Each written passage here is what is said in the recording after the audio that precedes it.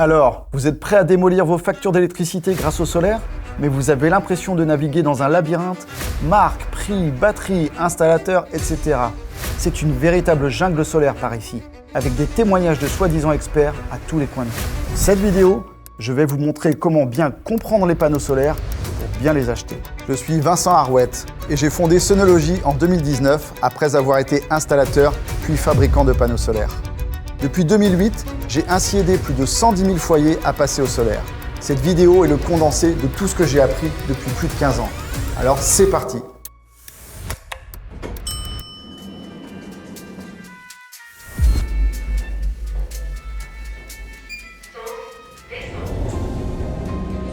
Nous avons bâti notre mode de vie moderne et confortable sur l'accès à une énergie abondante et abordable. Mais on doit résoudre une équation impossible. D'un côté, nous utilisons de plus en plus d'électricité pour nous chauffer, nous transporter, nous nourrir et nous divertir. En 2030, la consommation d'électricité en France sera passée à 2500 kWh par an et par habitant. C'est plus de 2 fois celle de 2020.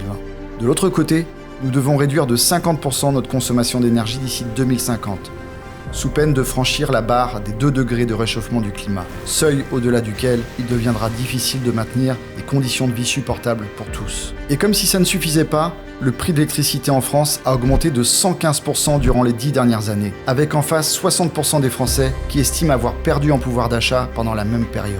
Parallèlement, si 70% des Français souhaitent faire des choix plus écologiques, seulement 20% d'entre eux sont prêts à payer plus ou changer leur mode de vie.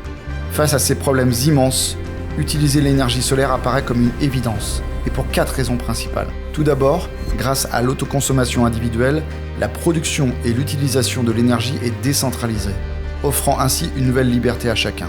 Également parce que l'énergie solaire, c'est aujourd'hui 4 fois moins cher, avec 6 centimes par kilowattheure en moyenne, contre 25 centimes au tarif réglementé. Ensuite, parce que c'est efficace. Dites-vous qu'un panneau de 2024 génère 2,3 fois plus d'électricité qu'un panneau de 2010, à surface égale. Aujourd'hui, il est possible de récupérer 23% de la lumière du soleil sous forme d'électricité sans rien faire. Et enfin, parce qu'installer une centrale solaire chez soi, c'est durable. 40 ans de durée de vie minimum d'un panneau solaire et seulement 1 an pour rembourser sa dette écologique. Avec en bonus, 95% de recyclabilité. Bienvenue dans la révolution du solaire individuel. Le solaire est un vrai miracle. Un peu de lumière et voilà l'électricité qui arrive, sans que rien ne bouge dans un silence absolu. Je vous explique simplement comment ça marche et aussi comment choisir les bons composants pour vous garantir les meilleures performances à long terme. Tout d'abord, ce qu'il y a de fascinant avec le solaire, c'est que ça marche toute l'année, même en hiver. Pour obtenir l'effet photovoltaïque découvert par ce cher français Edmond Becquerel en 1839, on n'a pas besoin d'un ciel tout bleu, mais simplement de la lumière naturelle du jour. Pour profiter de cette merveille de la physique, vous avez d'abord besoin d'un panneau. Chaque jour, sans que vous leviez le petit doigt, le panneau, dont la durée de vie dépasse les 40 ans et est recyclable à plus de 95%, transforme la lumière en électricité à partir d'une cellule comme celle-ci. La cellule utilise l'énergie de la lumière pour déplacer des électrons. Cela crée ainsi un courant électrique continu. Pour faire simple, une cellule photovoltaïque, c'est une pile sans batterie. On en met généralement une centaine par panneau. Depuis quelques années, on les coupe en deux pour qu'elles prennent moins de place sur le panneau. Le panneau génère donc plus d'électricité à surface égale. Ainsi, en 10 ans, les panneaux sont passés d'un rendement de 100 watts par mètre carré à 230 watts aujourd'hui, pour un coût divisé par 10 dans le même temps. Une rentabilité à toute épreuve. Quel panneau solaire devez-vous choisir? Mon conseil, c'est d'opter pour des marques largement distribuées en France, avec un support après-vente local que vous pouvez appeler en cas de besoin. Actuellement, une dizaine de marques représentent 90% de la production mondiale. Vous ne pouvez pas vous tromper en choisissant l'une d'entre elles. Ensuite, la différence entre un panneau d'entrée de gamme et un panneau premium se voit principalement à 2 facteurs. Le pourcentage de baisse de puissance en fonction de l'élévation de température. Un panneau plus qualitatif perdra moins de puissance quand il fait plus chaud. Les meilleurs ne perdent qu'autour de 0,2% de puissance par degré au-dessus de 25 degrés, quand les moins bons se situent à 0,4%. En été, avec un panneau qui peut facilement chauffer à 70 degrés, la différence peut représenter plusieurs dizaines de watts. Ensuite, la garantie. 25 ans est une durée standard de garantie dans le solaire. Le plus important, ce n'est pas la garantie, mais la capacité de celui qui l'offre à la tenir dans la durée. Choisissez un fabricant de taille mondiale listé dans le classement Tier 1 Bloomberg. c'est le meilleur indicateur de solidité financière pour votre sérénité à long terme. Monoface ou biface? Les panneaux bifaciaux sont particulièrement efficaces dès qu'ils reçoivent de la lumière sur leur face arrière. Sur un toit, vous n'obtiendrez pas plus de production car la face arrière des panneaux est quasi collée à la toiture. Par contre, leur structure bivers permet à ces panneaux de moins chauffer et donc d'être plus efficaces par temps chaud et plus durables également. Et les panneaux français alors? On en voit beaucoup fleurir, ne vous faites pas avoir, il reste un seul fabricant aujourd'hui. Donc vérifiez vraiment s'il y a une usine par ici avant de conclure que vous faites du bien à l'économie française. Maintenant, parlons du deuxième essentiel d'un système solaire individuel, l'onduleur. L'onduleur est essentiel dans un système solaire car il convertit le courant continu produit par les panneaux solaires en courant alternatif de 230 volts qui alimente les appareils de votre maison. Pour le choix du type d'onduleur, vous avez principalement deux options. L'onduleur de chaîne, ou string, ou les micro-onduleurs. L'onduleur de chaîne, il est fixé au mur et relie tous les panneaux solaires. Il est plus abordable et de taille d'une petite mallette. Toutefois, il est sensible aux variations d'ensoleillement, donc à éviter sur les toits ombragés. Le micro-onduleur, il est installé derrière chaque panneau, ou deux panneaux. Ils sont plus petits, dans la taille d'un livre de poche et permettent de gérer l'ombre plus efficacement. Les micro-onduleurs sont plus chers, mais offrent de meilleurs résultats si votre toit est ombragé ou à des angles d'inclinaison variés. Il est également recommandé de placer les onduleurs de chaîne à l'ombre et près du tableau électrique pour les protéger de la chaleur et de l'humidité. Comme pour les panneaux, choisissez des marques dont vous voyez souvent les noms s'afficher dans vos recherches sur Internet. Faites aussi confiance aux produits dont vous pouvez trouver une notice en français. Si c'est en anglais ou en chinois, ça sent moins bon. Il y a un autre composant essentiel à prendre en compte pour un bon système solaire individuel, le gestionnaire d'énergie qui pilote ce qui produit, consomme et éventuellement stocke de l'électricité chez vous. Mais on en parle un peu plus tard. Si ces basiques sont clairs pour vous, passons à la suite. Vous savez quoi? J'entends vraiment tout et n'importe quoi sur le solaire. Oui, d'ailleurs, Vincent, j'ai un client qui me certifie qu'il faut au moins 15 ans pour rentabiliser un projet solaire. Oui, pourquoi pas 40? Moi, j'ai plein de prospects qui me disent que c'est hyper compliqué à entretenir. Ouais, une vraie tannée. Et moi, ma sœur, elle est persuadée que ça ne marchera qu'en plein sud et seulement l'été. Mais oui. Tu sais quoi, Vincent? J'ai entendu dire que l'électricité venant du réseau français était déjà suffisamment décarbonée. Pourquoi rajouter des panneaux solaires en plus? Il en faudrait. Vous en êtes sûr? Est-ce qu'il faut 15 ans pour rentabiliser un projet solaire? C'est faux si vous payez forcément le bon prix. Prenons par exemple une installation solaire en toiture de 3000 watts. Ça correspond globalement à une surface sur votre toit d'environ 12 mètres carrés. Avec des panneaux orientés au sud, cette centrale produira chaque année autour de 3500 kWh, un peu moins au nord et un peu plus au sud de la France. Si le dimensionnement a été bien fait, c'est-à-dire en fonction de votre consommation heure par heure toute l'année, vous devez pouvoir utiliser 70% de votre production, soit une facture d'électricité réduite de 616 € dès la première année au tarif du kilowattheure en vigueur en ce moment. Votre surplus de production de 30% est revendu à EDF pour 94 €, montant minimum garanti pendant 20 ans. Donc au total, votre production vous rapporte 710 € l'année 1. Comme le prix de l'électricité augmente régulièrement, vous pouvez partir du principe que votre gain annuel augmentera progressivement chaque année. Quel sera le prix pour cette installation de 3000 watts chez vous? Le bon prix au moment du tournage de cette vidéo est inférieur à 7000 € avant application de la prime à l'autoconso. Une fois déduite, votre investissement net doit être environ 6000 €. Alors ça donne quelle durée d'amortissement? 6000 € investis divisé par le montant d'économie par an, eh bien vous remboursez votre investissement entre 6 et 8 ans. Avec du bon matériel bien installé, votre installation tournera sans entretien pendant plus de 25 ans, soit 16 à 18 ans d'électricité gratuite. Sans compter qu'en devenant plus économe, votre maison aura plus de valeur à la revente. Est-ce que les panneaux solaires sont difficiles à entretenir? Si vos panneaux sont inclinés à plus de 10 degrés par rapport à l'horizontale, ils s'auto-nettoient sous la pluie. Il n'est vraiment pas utile de payer pour les faire nettoyer, à moins qu'un événement ne les ait rendus particulièrement sales. Si vous habitez dans une zone de fort passage, un coup de jet d'eau 1 à 2 fois par an fera le travail. À quelle fréquence devez-vous faire inspecter ou entretenir votre système d'énergie solaire? En fin de compte, tout dépend du degré de sécurité que vous accordez à votre installation solaire sur votre toit. À la fin de 2023, 802 000 ménages français disposaient d'une installation solaire. En moyenne, chaque habitation a été équipée de panneaux solaires pendant 6,8 ans, ce qui représente un total de plus de 5,45 millions d'années sans accident mortel. Pas mal! Pour autant, les panneaux solaires installés sur les toits ne sont pas parfaitement sûrs. Tout ce qui est parcouru par du courant peut être dangereux s'il est endommagé ou défectueux. Et les systèmes à énergie solaire ne font pas exception. Des incendies ont été provoqués par des défaillances et bien que la plupart aient été de faible ampleur, certains ont entraîné la destruction de bâtiments entiers. Bien que les systèmes solaires ne comportent aucune pièce mobile susceptible de s'user, les problèmes suivants peuvent quand même survenir. 1. L'étanchéité des câbles et des gaines qui se détériorent avec le temps. 2. Des composants défectueux qui tombent en panne. 3. Des composants perméables à l'eau. 4. La corrosion. 5. Des animaux qui peuvent ronger les câbles. 6. Des dommages causés par les catastrophes naturelles, tels que les tremblements de terre, les feux de forêt et les tempêtes. Et enfin, les dommages causés par la rénovation de la maison. Une installation pas sérieuse fait aussi partie des raisons. Et enfin, les arcs électriques au niveau des isolants DC qui peuvent provoquer un risque d'incendie. Faire inspecter un système par un professionnel peut permettre d'identifier les problèmes et d'y remédier avant qu'ils ne deviennent un danger. Le tarif courant pour une inspection par un installateur solaire agréé est généralement entre 200 et 300 €. Pour cette somme, il vérifiera les connexions, les câbles, les panneaux, le montage sur le toit, les isolants courant continu et l'onduleur.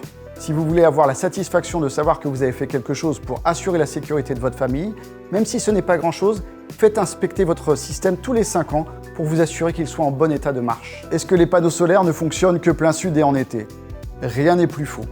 Sous notre climat, le soleil apporte annuellement entre 1100 kWh par mètre carré par an dans le nord et 1600 sur la côte d'Azur, l'équivalent de 110 à 160 litres de pétrole par mètre carré par an.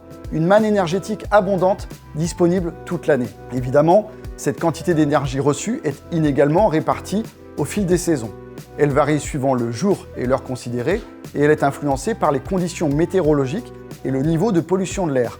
En France, on considère en général que l'on reçoit 25 à 30% de l'ensoleillement annuel du 15 octobre au 15 avril et 70-75% du 15 avril au 15 octobre. La production solaire dépend, en plus de votre situation géographique, de l'orientation du panneau solaire par rapport au soleil.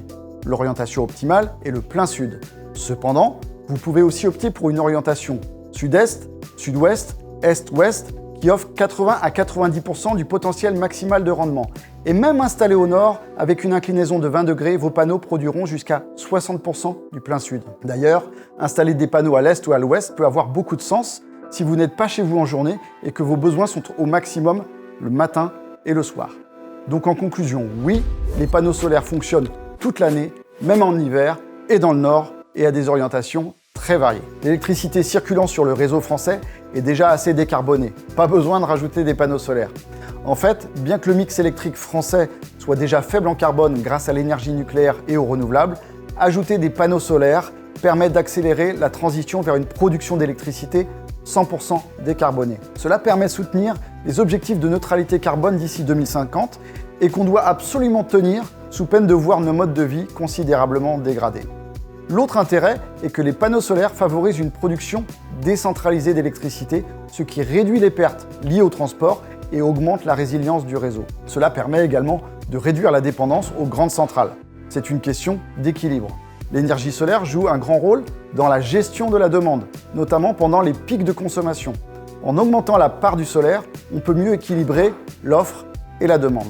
Diversifier notre mix énergétique avec le solaire contribue à la sécurité énergétique et réduit les risques liés aux fluctuations des prix du combustible français. N'oublions pas qu'aujourd'hui, on a besoin d'uranium pour faire de l'électricité nucléaire et que les pays qui en ont sont de moins en moins disposés à nous le vendre. Autre avantage significatif, l'installation de panneaux solaires stimule l'économie locale et l'innovation.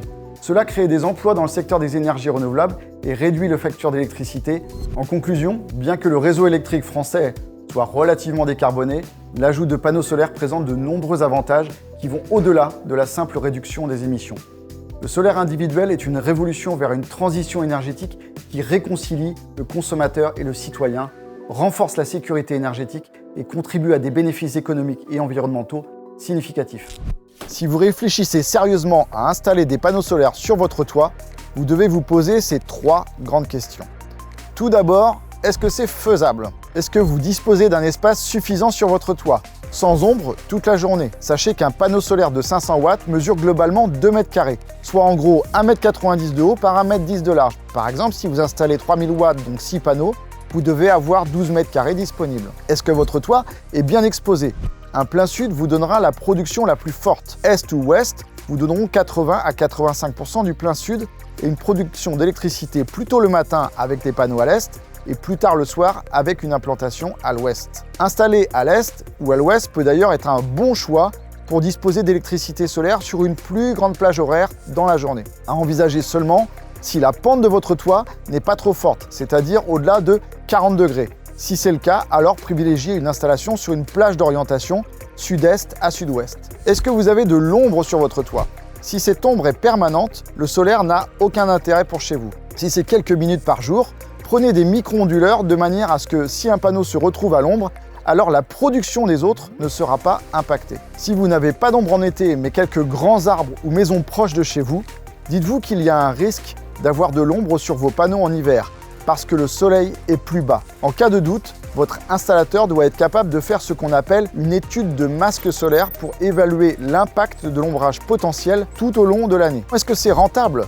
Dans l'absolu, si votre budget le permet et que vous avez de la place, installez le maximum de panneaux sur votre toit. Nos vies quotidiennes demandent de plus en plus d'électricité et c'est donc un pari gagnant à long terme. Maintenant que c'est dit, je vous donne plusieurs méthodes pour évaluer la rentabilité de votre investissement dans le solaire. Avant ça, sachez que plus vous autoconsommez l'électricité que vous produisez, meilleure sera la rentabilité. En effet, chacun de vos kilowattheures autoconsommés vaut 25 centimes à l'heure où je vous parle, alors que lorsque le même kilowattheure repart dans le réseau, il vaut 6 à 13 centimes suivant que vous optez pour un rachat par un fournisseur alternatif ou bien par EDF, obligation d'achat. Dans cette perspective, c'est la recherche du taux d'autoconsommation maximum qui est la clé pour obtenir une belle rentabilité. Et donc, parlons de cette rentabilité et quelles sont les différentes méthodes pour bien l'évaluer. Première option, la plus classique, vous vous basez sur le nombre d'années nécessaires pour rembourser votre investissement.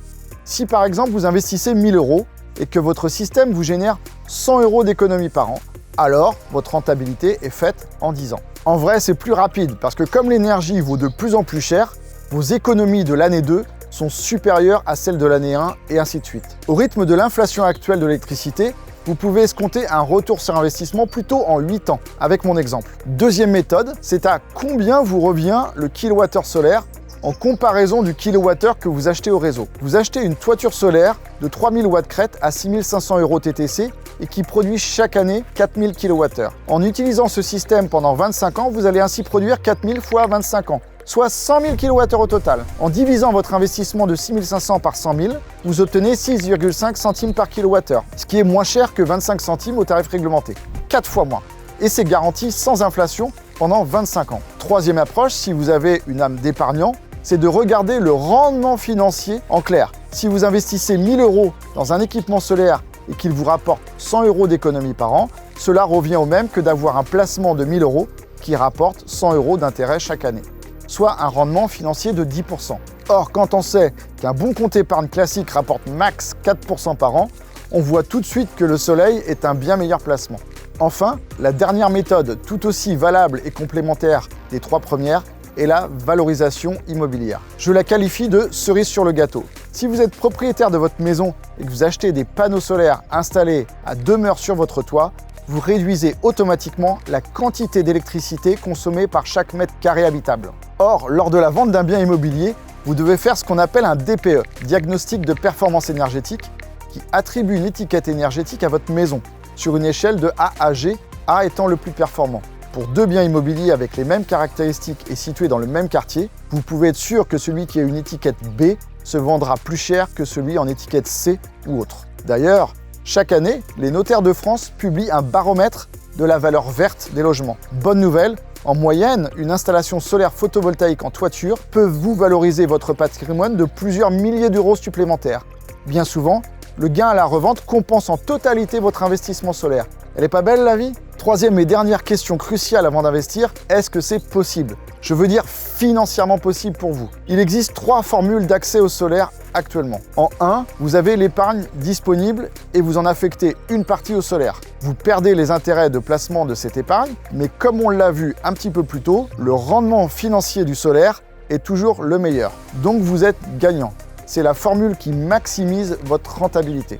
Autre formule, vous n'avez pas forcément l'épargne disponible, ou bien vous l'avez mais ne préférez pas y toucher. Dans ce cas, vous pouvez emprunter pour financer votre centrale solaire en faisant attention à ce que les mensualités du crédit soient inférieures ou au moins égales aux économies solaires que vous comptez réaliser chaque mois. Enfin, si aucune de ces deux formules ne vous convient, certains vendeurs installateurs peuvent aussi vous proposer de louer votre toiture solaire. Dans ce cas, comme avec la formule d'emprunt, veillez à ce que le montant du loyer ou de l'abonnement solaire soit inférieur au gain solaire, de façon à ce que l'opération soit au minimum blanche, voire positive. Regardez aussi les modalités de sortie du contrat, en particulier dans le cas où vous projetez de vendre votre bien avant la fin du loyer de l'engagement.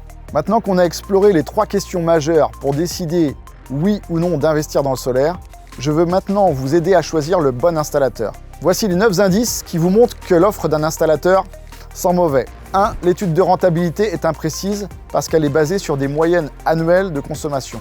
Or, vous n'utilisez pas l'énergie de la même façon, selon les saisons, selon les jours de la semaine et aussi à l'échelle de la journée. 2. Le prix de vente est exagéré.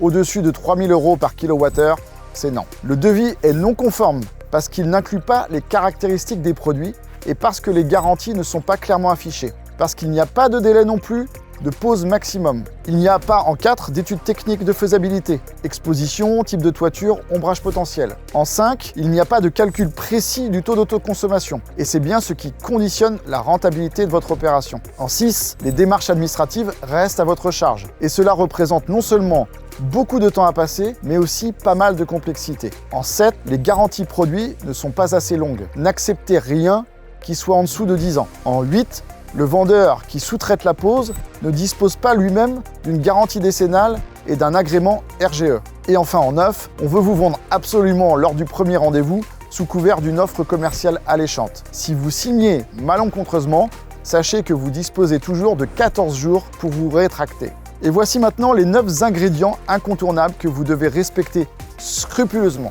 En 1, vous obtenez un dimensionnement solaire qui est basé sur votre consommation heure par heure toute l'année. Ainsi, en superposant les données de production solaire aussi heure par heure toute l'année, on obtient le taux d'autoconsommation le plus précis. En 2, le prix de vente maximum est de 2 500 € par kilowatt tout inclus. Ça veut dire maximum 7 500 € TTC pour une toiture de 3 kW crête avant déduction de la prime à l'autoconsommation. En 3, les garanties des produits sont étendues à 25 ans pour au moins les panneaux et le système d'onduleurs avec des marques référentes sur le marché. En 4, l'étude technique vous permet de visualiser à l'échelle vos panneaux sur votre toit. En 5, les démarches administratives sont prises en charge à 100%. Mairie, EDF, Consuel et subventions. Ensuite, le devis est complet. Caractéristiques des produits fournis, durée des garanties, prestations de services incluses, date de pose au plus tard. Ensuite, les vendeurs et les poseurs disposent d'une assurance décennale et d'un label RGE à jour. Demandez les attestations systématiquement et vérifiez les dates. Ensuite, votre projet solaire est conçu avec vous pas à pas et c'est vous qui décidez du moment où vous sautez le pas. Et enfin,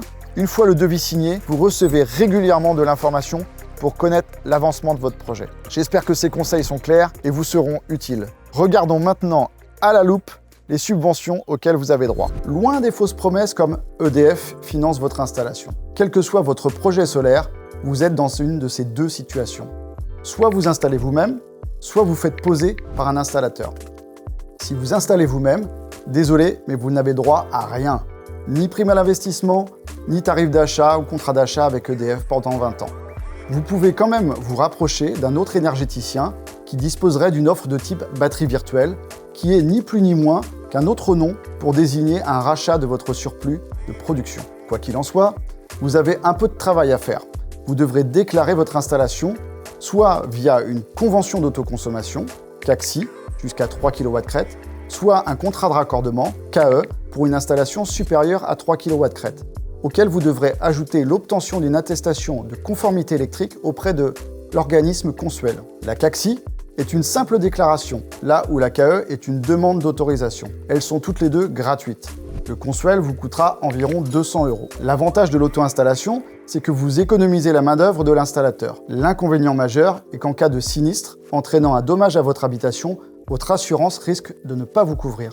Les stations et kits solaires plug and play à installer dans un jardin ou sur un mur sont une bonne façon de faire de l'auto-installation sans prendre ce risque. Si vous avez recours à un installateur, vous pouvez recevoir une aide financière. Depuis 2017, l'État permet aux particuliers producteurs d'électricité solaire qui souscrivent un contrat d'autoconsommation avec vente de leur surplus de bénéficier d'une prime à l'investissement. La prime à l'autoconsommation est accordée une seule fois, sans condition de ressources. Elle dépend seulement de la puissance installée.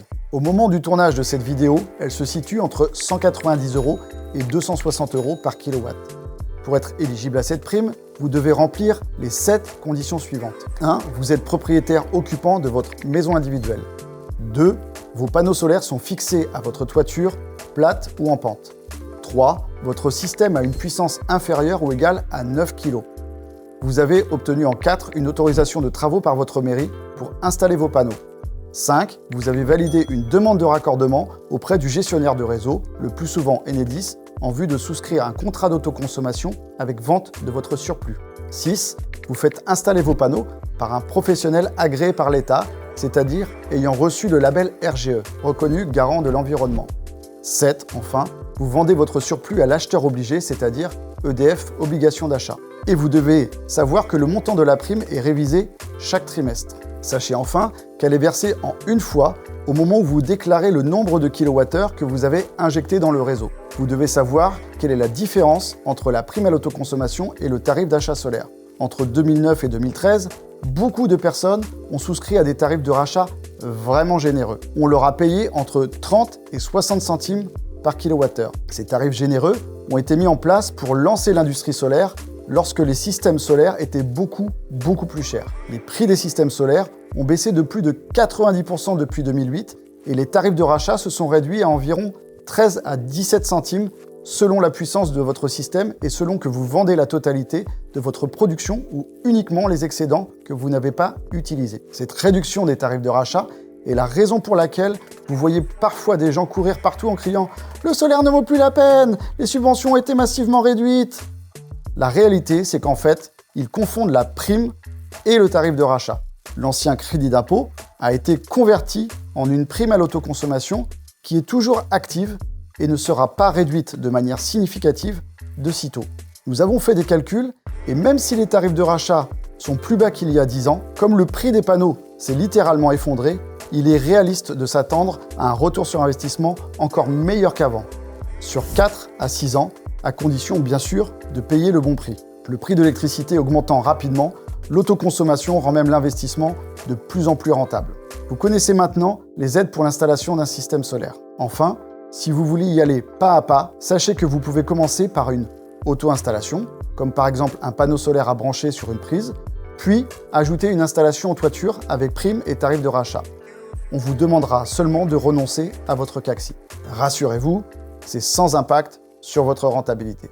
Il y a encore 4 ans, le solaire était réservé à quelques propriétaires de maisons avec un budget confortable, un toit bien exposé et pas effrayé par les travaux. Et puis est arrivé un nouveau type d'équipement, aussi à la portée des locataires, des foyers en appartement pour quelques centaines d'euros et à installer soi-même. Les panneaux solaires à brancher sur une simple prise de courant. Comment fonctionne-t-il? Quelles sont les différences entre les kits et les stations solaires? Combien devez-vous en mettre chez vous? Tout d'abord, vous devez savoir que l'autoconsommation repose sur les 2 principes suivants. 1. Votre électricité solaire est prioritaire sur celle qui vient de votre fournisseur d'électricité. Tout simplement parce qu'elle est plus proche que la centrale nucléaire ou autre située à plusieurs dizaines de kilomètres. Les électrons étant un peu feignants, ils vont au plus court. 2. Une prise électrique fonctionne à double sens. Quand vous branchez votre grille-pain dans la prise, vous tirez du courant. Si vous branchez un panneau solaire sur la même prise, le courant repart dans l'autre sens jusqu'à votre compteur. Si en chemin, il rencontre un appareil qui consomme de l'énergie, il la compensera en tout ou partie. Si vous produisez plus que vous ne consommez, alors le surplus profitera à vos voisins les plus proches. Cet équipement est particulièrement intéressant pour ceux qui veulent effacer en priorité ce qu'on appelle le talon de consommation, c'est-à-dire la part de la consommation qui est permanente, quand personne n'est à la maison ou quand tout le monde dort. Mine de rien, ce bruit de fond énergétique peut peser entre 10 et 25% de votre facture totale, soit entre 150 et 400 € par an.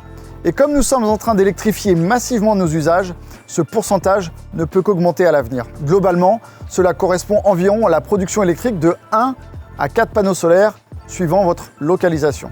Maintenant, intéressons-nous aux 2 types de panneaux solaires à brancher. À ma gauche, un kit solaire à assembler soi-même.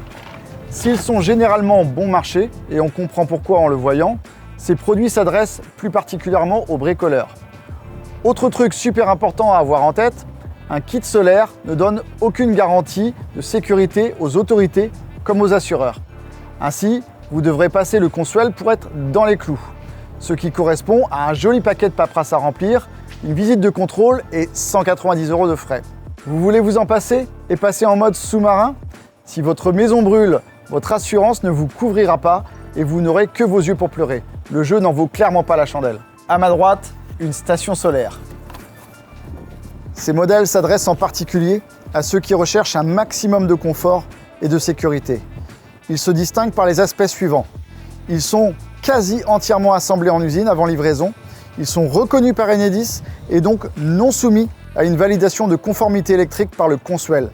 Pour certains, un effort particulier a été fait pour le design, un assemblage en France est même parfois proposé. En termes d'emplacement, il vous faut seulement 2 mètres carrés sans ombre toute la journée. Ça peut se trouver dans un jardin, une terrasse, sur un mur, un balcon, un grillage ou bien encore sur un toit plat. Quelles autorisations devez-vous obtenir? Aucune dans l'immense majorité des cas. Il s'agit simplement de déclarer votre équipement sur le site de votre gestionnaire de réseau électrique, Enedis le plus souvent. Ça prend 10 minutes maximum et c'est à la portée de tous. Si vous fixez votre équipement sur une façade ou une toiture plate et que les panneaux sont positionnés à plus de 1,80 m du sol, alors vous devez faire une demande de travaux auprès de votre mairie. La demande de travaux n'est pas obligatoire si votre installation solaire est posée en hauteur et simplement lestée, car elle n'est pas attachée à votre bâti. Pour ceux qui souhaitent plus d'autonomie, vous pouvez ajouter une batterie de stockage, comme sur celle-ci. Vous stockez votre surplus dans la journée et il est réinjecté dans votre réseau domestique la nuit venue. J'ai rédigé un comparatif des solutions du marché que vous trouverez en commentaire de cette vidéo. Vous savez maintenant quel système solaire peut le mieux correspondre à votre situation, surtout si vous n'êtes pas propriétaire d'une maison. Ah, vous êtes encore là? Faire le tour du sujet batterie prendrait des heures. Je vais donc me concentrer sur le top 3 des questions qu'on me pose trop souvent. Est-ce que c'est aujourd'hui rentable? Quelle est la bonne batterie pour chez moi? Peut-on atteindre 100% d'autonomie? Voici ce qu'il faut retenir.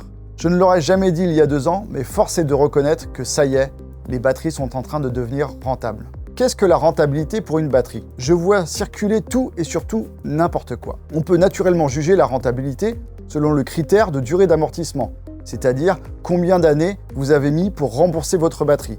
Mais c'est pas la meilleure façon d'apprécier votre investissement pour ce type d'appareil qui restitue l'énergie. La meilleure méthode, c'est quand vous additionnez le coût de revient d'un kilowattheure produit avec vos panneaux solaires et le coût de revient du kilowattheure que vous stockez dans votre batterie et que la somme des deux se retrouve être moins élevée que le prix que vous payez pour votre kilowattheure à votre fournisseur d'électricité. Au moment du tournage de cette vidéo, le tarif réglementé est de 25,16 centimes d'euros. Avec du solaire de bonne qualité bien acheté, vous pouvez produire un kilowattheure autour de 6 centimes, soit déjà 4 fois moins cher. Donc pour être rentable aujourd'hui, votre batterie doit vous offrir des kilowattheures à moins de 18 centimes. Comment calcule-t-on cela? C'est simple. Prenez une batterie d'une capacité de 1 kWh que vous payez 800 € et qui offre une garantie de 5000 cycles. Au bout des 5000 cycles, vous aurez donc utilisé 5000 kWh, soit 16 centimes d'euros. Bingo, c'est rentable. Encore faut-il que vous autoconsommiez 100% de l'énergie restituée par la batterie. Sur ce sujet, je vois encore trop d'erreurs de dimensionnement avec des batteries qui sont trop ou pas assez capacitives par rapport aux panneaux solaires ou trop ou pas assez puissantes par rapport aux besoins de consommation. Une bonne batterie doit servir à stocker du surplus de production, pas toute la production. C'est le plus sûr moyen de la flinguer à vitesse grand V. Soit la puissance de votre batterie est inférieure à la puissance que vous consommez au moment où la batterie se décharge, soit vous disposez d'un gestionnaire d'énergie qui stoppe ou régule la puissance de la batterie de décharge pour éviter que le stock de kilowattheures vous file entre les doigts. Vous pouvez aussi opter pour des batteries dites stationnaires ou nomades. Les batteries nomades sont conçues pour une utilisation hors réseau en branchant des appareils directement dessus. Et enfin, vous avez aussi des modèles hybrides, 2 en 1, qui peuvent à la fois alimenter directement tout votre foyer ou bien être utilisés en mobilité. Attention aussi au poids, car 1 kWh de batterie au lithium pèse 10 kg. N'allez pas vous casser le dos. Quel que soit votre type d'onduleur, pas d'inquiétude, vous trouverez toujours une batterie compatible. Aujourd'hui, on en trouve de plus en plus souvent embarquant leur propre onduleur. Ces batteries dites AC sont compatibles avec tous les types d'onduleurs. Est-ce qu'une bonne batterie est forcément chimique, comme par exemple à base de lithium? La réponse est non. Il existe en effet d'autres modes de stockage efficaces pour votre électricité solaire. La suite va vous paraître évidente. Prenez par exemple votre ballon d'eau chaude électrique. C'est la batterie la plus rentable du monde, à la condition que vous laviez régulièrement, bien sûr. Imaginez un cumulus de 200 litres. Dans une cuve, l'eau à 10 degrés est chauffée à 50 degrés pour les douches. Eh bien, vous obtenez un stockage de plus de 11 kWh. Impressionnant, non? Pour obtenir la même capacité avec des batteries chimiques, et même si ça n'est que sous forme d'eau chaude, il vous faudra investir plusieurs milliers d'euros, contre quelques centaines pour un chauffe-eau standard. Pour profiter de ce stockage, je vous conseille de vous équiper d'un bon routeur solaire qui orientera votre surplus de production solaire vers votre ballon. Là encore, faites attention au dimensionnement car les ballons ont généralement des puissances de 1000 watts par 100 litres. Si vous avez un ou deux panneaux solaires qui vous génèrent quelques dizaines de watts de surplus et que votre ballon démarre au même moment en consommant 2000 watts, vous risquez de faire exploser votre facture. Donc, à moins que vous ne disposiez d'un abonnement électrique avantageux, je vous conseille d'activer l'option routeur que si vous disposez d'un minimum de 3000 watts de solaire. Une autre batterie à laquelle on pense rarement s'appelle le réseau EDF. Pensez-y de cette façon. Vous y déposez votre surplus et vous pouvez le récupérer sous forme d'argent, donc d'économie, à raison d'environ 13 centimes d'euros actuellement. C'est notamment pour cela que certaines marques ont marketé cela en parlant de batterie virtuelle. Enfin, la question ultime. Peut-on être autonome à 100%? La réponse est oui, mais au prix d'un budget d'investissement énorme et de sacrifices considérables pour se serrer la ceinture quand vos panneaux solaires n'ont rien à donner à votre batterie, fût-elle la plus grande du monde, quand il pleut par exemple pendant plusieurs jours. Par contre, ambitionner d'atteindre 70 à 80% d'autonomie me semble être un objectif réaliste. En conclusion, choisir la bonne batterie dépend à la fois de votre budget, du dimensionnement de votre installation solaire, du niveau d'autonomie que vous voulez atteindre et de la rentabilité que vous voulez dégager. Vous voulez savoir le bon nombre de panneaux solaires à installer chez vous? Je vous explique ça tout de suite. Si vous projetez d'acquérir une toiture solaire pour réaliser un maximum d'économies en couvrant l'essentiel de vos besoins, alors rapprochez-vous d'un bon installateur capable d'analyser vos consommations actuelles et futures, heure par heure, toute l'année. À partir de là, il pourra en déduire la taille idéale de système solaire pour chez vous. Si vous voulez faire un premier pas dans l'autoconsommation solaire en faisant l'acquisition d'une ou plusieurs stations solaires plug and play à brancher sur une simple prise de courant, je vous donne 4 méthodes pour connaître le nombre idéal de panneaux solaires pour chez vous. Plus précisément, vous allez obtenir la puissance solaire nécessaire pour couvrir votre talon de consommation, c'est-à-dire l'électricité utilisée en permanence par votre maison. On l'appelle aussi bruit de fond énergétique. En ciblant votre talon de consommation, vous vous assurez d'un taux d'autoconsommation proche de 100%, c'est-à-dire 100% d'utilisation de votre production toute l'année. Vous allez ainsi éviter d'exporter un surplus d'électricité solaire gratuitement vers le réseau public, ce qui va améliorer la rentabilité de votre système. Méthode 1, le coefficient 8,76. C'est une première méthode assez grossière qui consiste à prendre votre consommation annuelle et la diviser par 8,76. Cela vous donne la puissance moyenne en continu de votre foyer. Ce n'est qu'une indication, mais c'est un premier début. Par exemple, si vous avez 7900 kWh de consommation annuelle, votre puissance moyenne constante est donc de 900 watts. Dans ce cas, avec deux stations solaires d'une puissance de 450 watts chacune, vous effacez votre talon de consommation. Méthode numéro 2, relevez votre consommation instantanée. Voilà une approche plus précise. Vers midi solaire, 14 h en été, un jour où personne n'est à la maison, allez à votre compteur électrique et faites défiler les indicateurs jusqu'à un chiffre indiqué en watts ou VA. C'est votre consommation instantanée. Multipliez ce chiffre par 2 et vous obtenez la puissance solaire conseillée. Par exemple, consommation instantanée de 650 watts multiplié par 2, 1200 watts, soit la puissance crête cumulée de 3 stations solaires d'une puissance de 450 watts. Pour plus de fiabilité, vous pouvez faire plusieurs relevés dans la semaine et calculer une moyenne à la fin. Méthode numéro 3, listez les équipements électriques. Dans cette méthode, vous recensez les appareils qui consomment à longueur de journée chez vous. Frigo, congélateur, VMC, TV, veille, box, internet, etc. Une fois que vous avez cette liste, vous déterminez la consommation annuelle de chacun de ces appareils en kWh. Vous pouvez obtenir ces informations en consultant les étiquettes des produits et les fiches techniques des fabricants. Cette consommation annuelle vous la divisez par 2 pour avoir une idée de la consommation qui se produit en journée et donc de la puissance solaire à mettre en face. Par exemple, si votre total de consommation fait 1000 kWh par an, cela donne à peu près 500 kWh en journée. En fonction de ça, vous pouvez installer une station solaire de 450 watts capable de produire environ 500 kWh par an, un peu plus au sud, un peu moins au nord. Méthode numéro 4, relevez votre consommation nocturne, la plus fatigante. Quand on y pense, l'électricité que votre habitation utilise chaque nuit correspond finalement à votre usage énergétique permanent, puisque personne n'est debout pour déclencher tel ou tel appareil électrique. Pour faire ce relevé, allez à votre compteur vers 21 h, après le dîner, quand les enfants sont couchés. Notez le nombre de kilowattheures qui s'affiche, souvent le premier écran, et le lendemain matin, à 7 h, avant que tout le monde ne se lève, faites un second relevé. La différence entre le nombre de kilowattheures relevés le matin par rapport à la veille au soir vous donne votre besoin permanent sur 10 heures. Multipliez le chiffre par 365 jours et vous obtenez le niveau de votre talon de consommation. Si vous voulez plus d'autonomie, vous pouvez compenser une plus grande partie de vos besoins avec le solaire.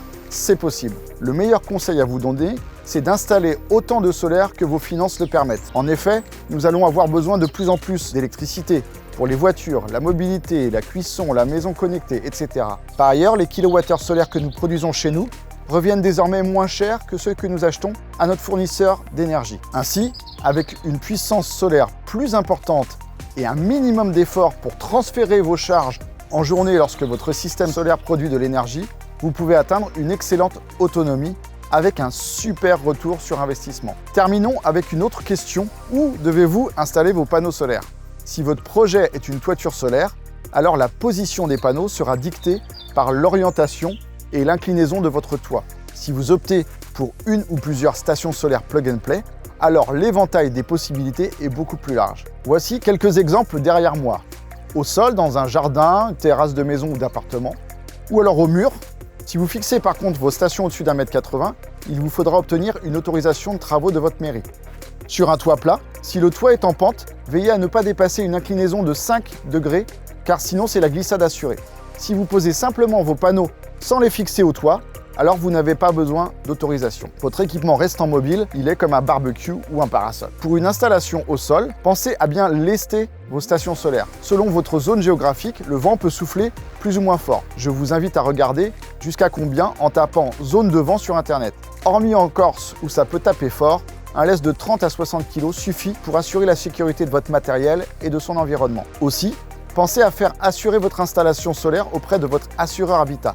Généralement, cela ne vous coûtera rien. Enfin, que vous mettiez vos panneaux solaires sur votre toit ou ailleurs, il y a une vérité. Les électrons sont invisibles à l'œil nu. Il faut donc pouvoir mesurer efficacement ce que vous produisez et ce que vous consommez pour améliorer votre autonomie et votre autoconsommation, jour après jour. Pour ça, il n'y a pas de secret. Il vous faut une application de monitoring de l'énergie, dont la version ultime permet même de piloter automatiquement tous vos flux d'énergie. Vous devez au moins disposer des fonctionnalités suivantes. 1. Mesure en temps réel de votre production et de votre consommation. 2. Historique par jour, semaine, mois, année de vos données. 3. Détail de ce qui se passe panneau par panneau ou par onduleur et par batterie s'il y en a. Si possible, l'indication de l'ensoleillement aussi en live pour que vous sachiez si les performances de vos panneaux sont cohérentes. Encore mieux, optez pour des applications avec des mises à jour régulières qui permettent aussi d'améliorer les performances de votre installation solaire tout au long de sa vie avec vous. Entre nos besoins massifs en énergie d'un côté, l'urgence climatique de l'autre et l'augmentation continue des tarifs, il y a une certitude. Le solaire, c'est l'énergie de demain. Mais pour ça, il nous faut un nouveau modèle, une nouvelle approche, un nouveau produit. Ce n'est pas aux gens de s'adapter au solaire après tout. C'est là que Sonology entre en jeu, en offrant le solaire partout, pour tous. Pourquoi ? Pour devenir énergie positive. Car nous croyons en un monde où l'énergie est un bien que l'on produit, utilise et échange plutôt qu'un service auquel on s'abonne. Le futur sera solaire et ça, c'est un tout nouveau paradigme. À vous de jouer.